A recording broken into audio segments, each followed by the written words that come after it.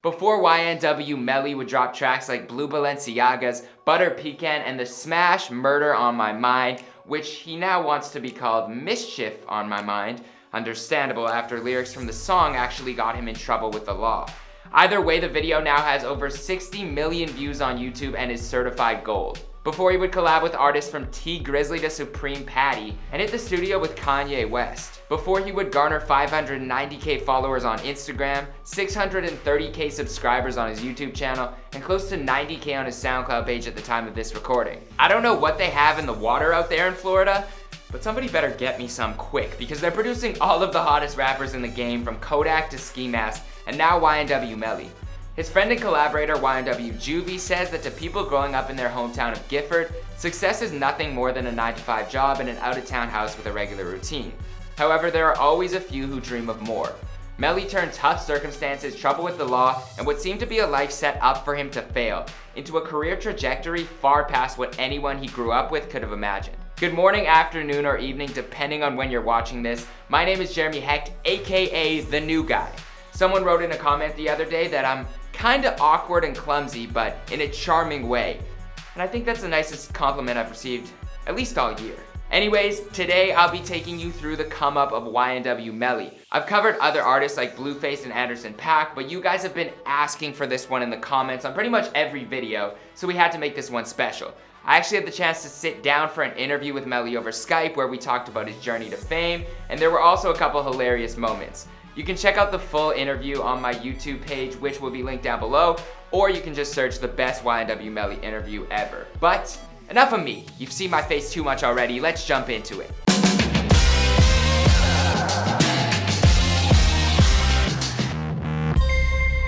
Hey, be sure to subscribe and hit that bell. Boom! How much money are you counting right there? This ain't no money, it's like 12,000. Just light. Since you got so much, just like, do you think you could like send some just through Venmo to me? Like, YNW Melly was born Jamel Demons on May 1st, 1999 in Gifford, Florida, which has a population of under 10,000 people. He told me the place doesn't even have one building that's over 20 feet tall. His earliest childhood memory growing up in Gifford is riding around on his pet dog's back. Yeah, riding on my dog back. Riding on your dog, like your dog's back? Yeah. Literally, what was your dog's name? Bow Wow. Bow Wow. So you were riding on Lil Bow Wow's back in the day. Yeah. His mother was 14 when she was pregnant with Melly and had him when she was in 9th grade. He grew up in the Briarwood apartments with his mom and grandmother, and then moved to a poorer part of Gifford where they struggled to pay for housing. His mother worked at Dunkin' Donuts to help provide for her newborn. It's like I was really responsible for myself, and I was like responsible for a whole person and trying not to, mess him up. She later worked as a waitress at Chili's, where she would occasionally bring a young Melly to work with her. He would drink his chocolate milk and color in his coloring books. When your mom was working at Chili's, what was your favorite meal to get there? Easy, broccoli cheddar soup. Do you still go there and get that sometimes? They stopped selling it, bro. No. Yeah, it's just crazy. He was also always ready to dance and perform for the customers. Yeah, I wanted to be Michael Jackson.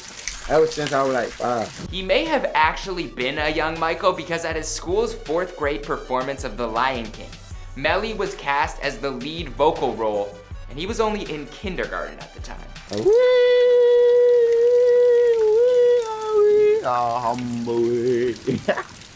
I went to ripping that. His mom said she knew he was going to be a star, and she wasn't wrong. But growing up in Gifford, there wasn't much to do for fun. Him and his friends would have water balloon fights and catch lizards. But it was music that was the one constant in his life. Every morning, Melly would sit out on his porch with a pink radio and listen to his only CD at the time, which was Chris Brown's first album. He was even a young Chris Breezy with the dance moves. Later on, he even remixed the classic CB Heartbreak anthem, Say Goodbye. Say Goodbye, you did a little remix to it. Did you ever have the chance to listen to that song before breaking up with a girl? Hell nah. I ain't gonna lie, nah, bro. Because I remember back in the day, every time I went through a breakup, that was the song I would listen to right before. After he found artists like Lil Wayne, Young Thug, and Prince, he would be inspired by them as well. Melly attended St. Peter's Elementary School with YNW Juvie. and in the 4th grade, his uncle Ronnie used to do crack in front of him. Melly would stay with him after school where he was left to play with Ronnie's many toys, one of them being a toy gun. One afternoon in particular stood out to him where he remembers watching the movie Mr. and Mrs. Smith, and while attempting to mimic one of the biggest fight scenes in the movie and rolling on the floor, he hit his head on the couch, and when he looked under the couch, he saw that there was a revolver staring right back at him. This time, the gun was no toy. Inspired by Bradgelina, he took the gun outside and shot it just to test out what it would feel like. And I couldn't hear out my ear for like a week. If you ever met Bradgelina, what would you tell them? I wouldn't tell him about the gun. Y'all movie changed my life. Yeah, you wouldn't tell them why, you just would tell them it changed your life. Yeah. He took that same gun everywhere he went, all throughout the 4th grade. When I was in the 4th grade, I think the only thing I took with me everywhere was my laminated Charizard card, which was also a deadly weapon on the Pokemon battlefield, but different. When he was about 10, he told Mass Appeal that the worst day of his life took place at his godmama's house when everyone was asleep. Since no one was awake to answer the door for him and let him in, he snuck into the backyard and started playing early. They had a trampoline and a pool, so he was excited. He jumped on the trampoline for a bit, and when he jumped into the pool, he accidentally let something slip. I had to wipe my ass with leaves and shit. He even let his younger cousin take the blame for the deed. They were like, ew. When he saw the interview where you said that, did he hit you up saying, wait, that was you? Yeah. I mean, he knew, like, he knew, I knew, like, what the hell was going on, like, growing up, like, we go out to eat and shit, he be looking at me like. With not much to do, there was a lot of temptation of street life and illegal activity. One day, him and his friends set the entire woods on fire in front of their house. And yes, I said the woods, like, not backwoods, but the entire forest in front of their house. But it didn't turn out too well because fire trucks came, and as soon as they got found out, My mom beat both eyes. What was the thought process? Like, how did you guys formulate that plan? What was the talk like? We found a light, so like, on some caveman shit. We like, ooh, burning beetles and shit. And we just set them on fire because it looked so fun. So we set everything on fire. We didn't expect that shit to like do all that. It lit the whole woods on fire. In middle school, he went through a phase of trying to find himself, where he would wear mismatched shoes, and at one point, he even dyed half his hair blonde and left the other half black. His mom completely supported his individuality, and it was during this phase that he came up with his rap name. He told me his original rap name was Kid Fresh, but said he only told a few of his close friends at the time, and now I'm telling a few of my close friends and most likely a few 100,000 others watching. He said the name Melly came about from an incident where he stole a burger from a local restaurant and ran out on the bill. While hiding in the bushes, one of his friends happened to call him Melly, and it stuck. And I went to hide in the bushes. And like, I was like, oh shit, Melly, you just did that shit.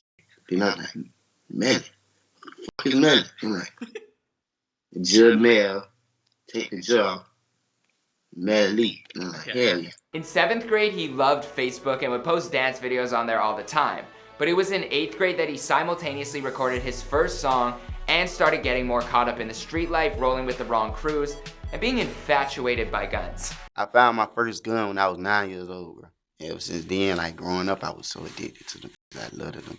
He recorded his first song in a friend's house using a microphone that was held up by a coat hanger and a wave cap that was used for the distortion effect. He always stood out with the way he dressed, and with dreams of being a rapper in a small town, you're gonna have some people on your back about it. In his mini documentary, when speaking on his hometown and the mindset that people he grew up with had, he says, "Ain't shit here, bruh. Everybody got the same mindset. Get a job, get pregnant early, live off of food stamps, ain't doing shit with their life. They accept it though because they ain't never looked any further. Ain't nobody make it out of here." He says that in high school, most people who had dreams gave up on them because of other people's opinions on what they should be doing. Don't let nobody tell you that you're not gonna be a singer, right? Okay. You're gonna be a singer, right?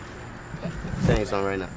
No! But Melly never cared about what anyone thought. In high school, he would always carry his gun in his lunchbox, sometimes even bringing 2 pistols to school, just in case anybody messed with him. Reminds me of when I would bring an extra snack in my lunchbox, just in case anyone would bother me. I bought a lot of kids off with Fritos. Shout out to Fritos, if you want to sponsor me, you can, but I understand if you don't. At some point, he stopped attending high school altogether, He knew what he wanted to do for a living and also knew that education wasn't going to be a part of that dream. But shortly after, he was actually forced to stop going to school, getting involved in a shooting when he was 16. No one was injured, fortunately, but Melly was charged with 3 counts of aggravated assault with a deadly weapon, 1 count of discharging a firearm in public, and was expelled from school. He went to jail for the incident and was facing hard time. I knew like I was supposed to get 10 years for what I did. So I was like, hold up.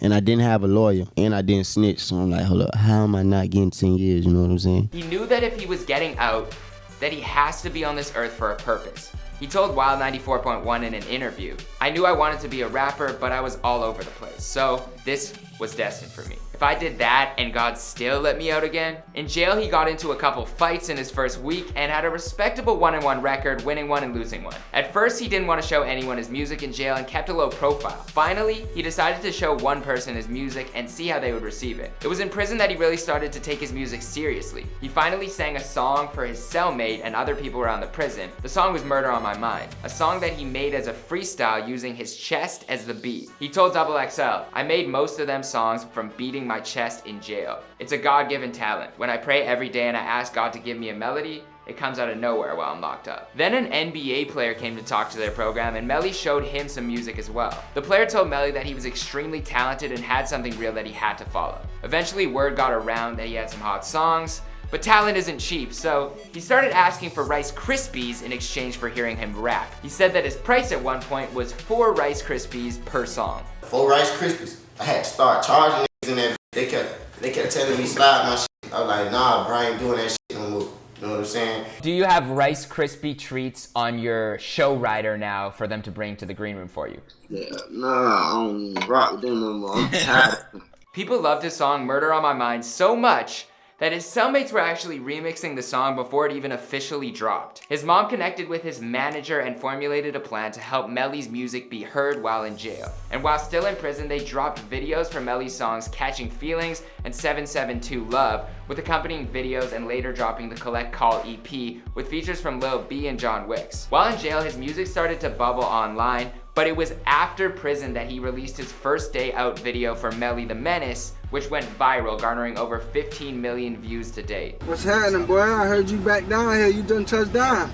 Yeah, man, I just touched down. While still on probation, YNW Melly was sent back to jail because of lyrics in his song Murder on My Mind. You went to jail for the song. Ironically, that is the same song that blew him up, but due to the problems the song was causing, he now refers to it as Mischief on My Mind, which is fair enough. He was planning on moving to Atlanta to pursue rap full-time, but before he could make the move, he unfortunately went back to jail. When he got out, he was supposed to attend alternative high school, which, after he stopped showing up to, his probation officer warned him that he was gonna go back to jail.